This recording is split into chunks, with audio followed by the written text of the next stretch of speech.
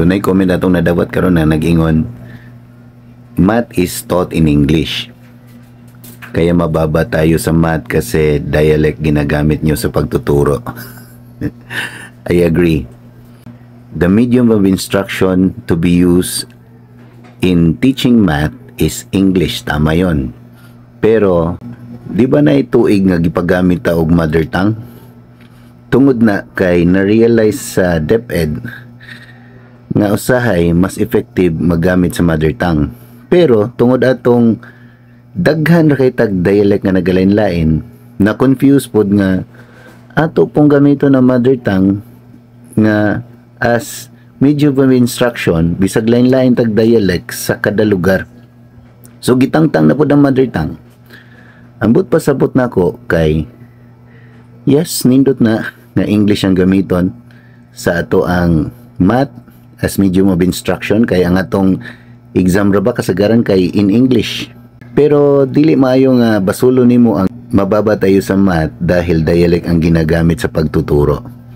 Kay kung dialect meaning kung English ang gamiton sa math, mas bright unta ang mga Amerikano kay English ilahan na gud nga dialect. Sa PISA result, ang number 1 no sa math sa tibuok kalibutan kay ang Singapore.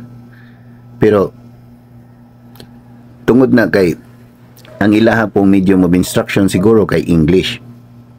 Pero kung ba mo sa number 2, Macau. Unya ang Macau ang ilahang medium of instruction kay Cantonese. Gamit siguro sila English sa English nga subject, pero ilang medium of instruction sa uban nga subjects kay Cantonese. Kabaw mo sa ikatulo, Taiwan.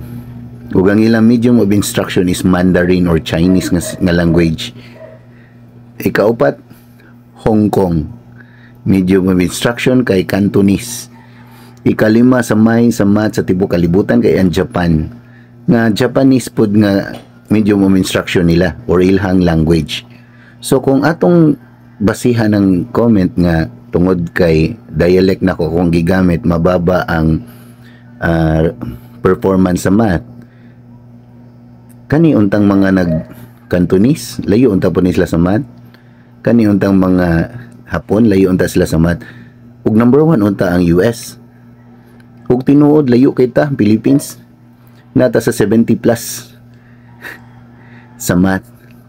Kaysa unrabiya naggamit og English sa pagtudlo sa math diri sa Pilipinas, nya nigamit lang ang mga teachers og dialect tungod atong mother tongue. Nya karon ni mother tongue gitangtang na po, ibalik na po og English. Sa una pa na nga English ang gamiton. Pero kung English nga dialect ang basihan para taas og performance, nganong ang USA number 34 sa tibuok kalibutan. See, dili tinuod nga kung English ang gamiton, may ka sa math. Kailangan kay kung English ang gamiton aron mamay ka sa math, ang Amerikano unta mo'y number 1 sa math. Nganong ang Singapore ang number 1? Or sige lang ang Singapore kay English ilang medium of instruction. Nganong ang Macau number 2? Nganong Taiwan number 3? Nganong ang Hong Kong number 4? Nganong bisag number 3 lang unta ang USA ba? Kay wala na sa medium of instruction lang. Yes, gamit na nga kabautan mo English sa math, kay ang problem solving kinahanglan maka-comprehend ka. Pero ang process unsaon kung in English na nimo samtang nagklase, ang process sa pag-solve sa usa ka kanang math problem in English na nimo purely, siguro base number 1 ang Amerika. Pero sure ko kaning mga number 1, number 2, number 3, number 4, number 5 sa kalibutan, ilang i-translate sa ilahang language ang English nga problem o ilang i-discuss sa ilahang dialect.